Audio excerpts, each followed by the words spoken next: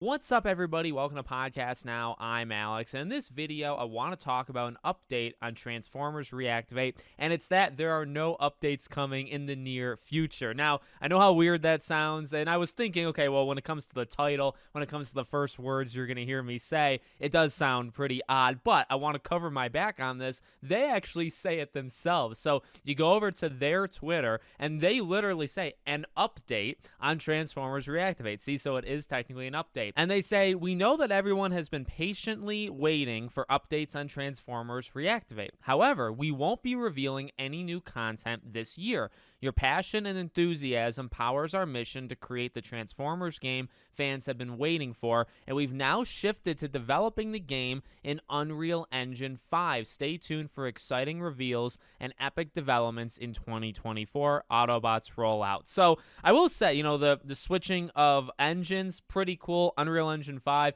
I'm very excited to see more and more games go into that. Honestly, just like the newest updated engines, or, I talked actually in my last video about Avatar Frontiers of Pandora. Some of the games that are coming out nowadays just look so freaking good. So the more the merrier, more games jump in Unreal 5. It's going to be pretty sweet. So technically that is an update. You know what I mean? It's an update that they're moving engines, and it's an update that there's not going to be any more updates. And to be real, even with what they say in that own statement, it's been a year of nothing. To be honest, there's been leaks. There's been things that have kind of happened behind the scenes. There's been like toy reveals almost, but I don't even know if those were like officially official. I think they are real, but I think they were like leaked out there, right? Where it's like, oh, new look at X Transformer through this toy. And they're cool, but like we actually haven't gotten really anything from them this entire year. Now, going on their website, they talk about the 1v4, online action game. And I feel like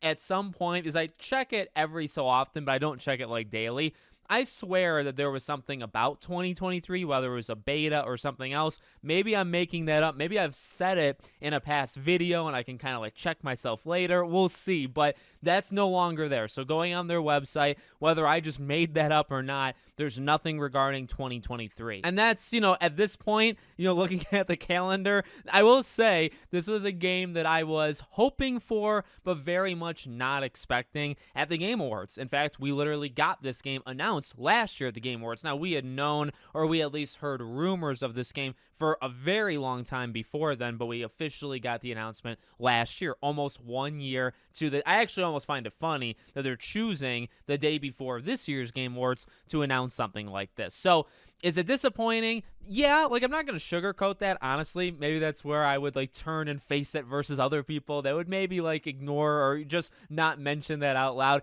Look, no, it is disappointing.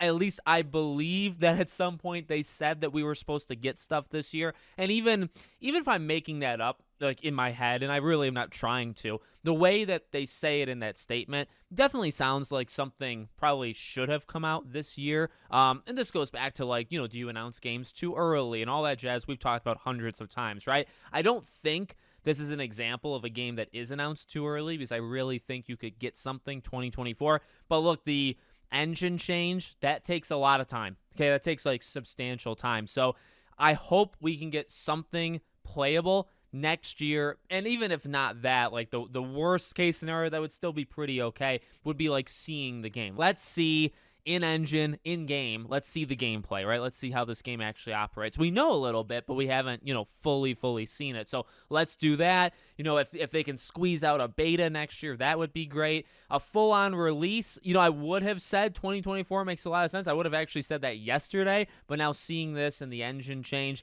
I don't know. But yet again, if it's a live servicey thing, which it definitely sounds like it's gonna be one of those kind of games, maybe it comes out in some sort of early access and just stays out, right? So maybe it does a soft launch, whatever they call it. I'm not really into live service games, but I'm very much willing to give this game a chance because it is Transformers. Launch it whenever, and that would be a soft launch, but the game would stay out and it would kind of evolve over time. And you know what? Let me just throw this in real fast. I'm a pretty big supporter and a big pusher of this, and I've said this in past videos, you know, it would make this totally fine. A different game, but still in the Transformers like license.